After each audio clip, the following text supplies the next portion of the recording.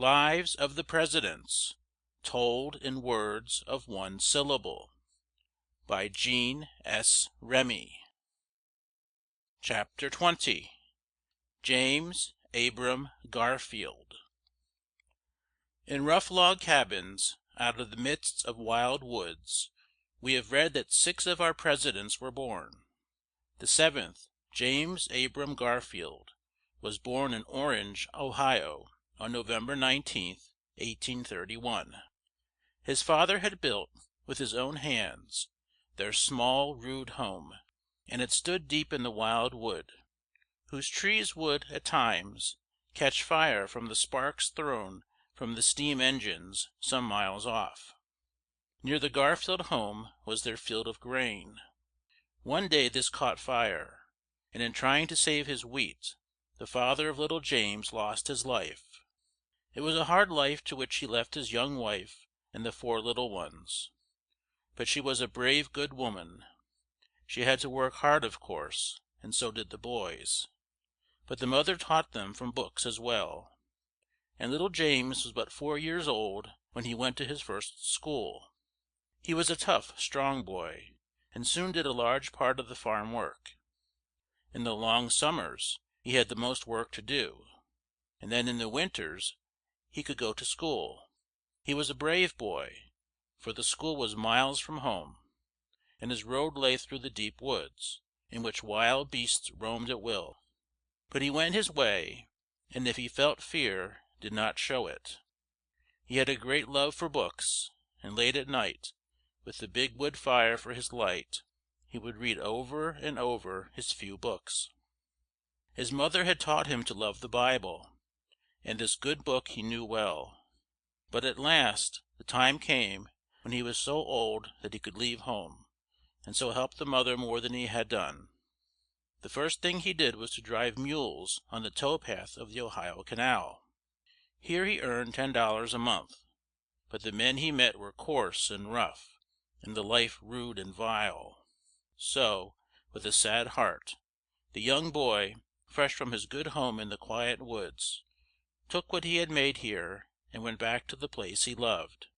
He was sick for a long while now, and as he lay on his bed he made up his mind that he would go to college, and lead a good, useful life out in the big world, that he would use his brains more than his hands. With this hope in front of him, he made money in the summer to pay his way at school in winter, and soon knew all that they could teach, and went to Hiram College. Here at first he did all sorts of work to pay his way, rang the bells, swept the floors, built the fires. But he was soon paid to teach in the college, for he was too bright and quick to do such hard work long. In 1854 he went to Williams College, and left at the head of his class in 1856. From now on he rose fast. He taught school when he left college. His boys loved the big strong man, and said so much in his praise, that men learned to love him too. And in 1859 he was made one of the Ohio Senate, and soon after sent to Congress.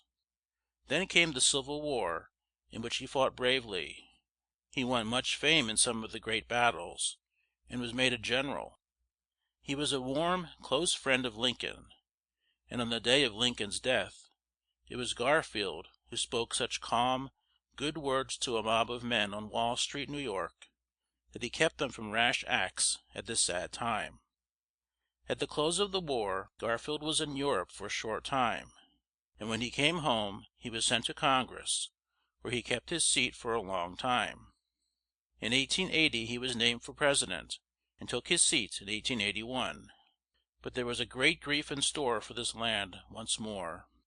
On July 2nd, 1881, just 4 months from the time he took his seat, Garfield was shot by Charles Guiteau, as he, with James G. Blaine, was on his way to take a train north from Washington. They bore him back to the White House, and the man who had done this foul act was seized.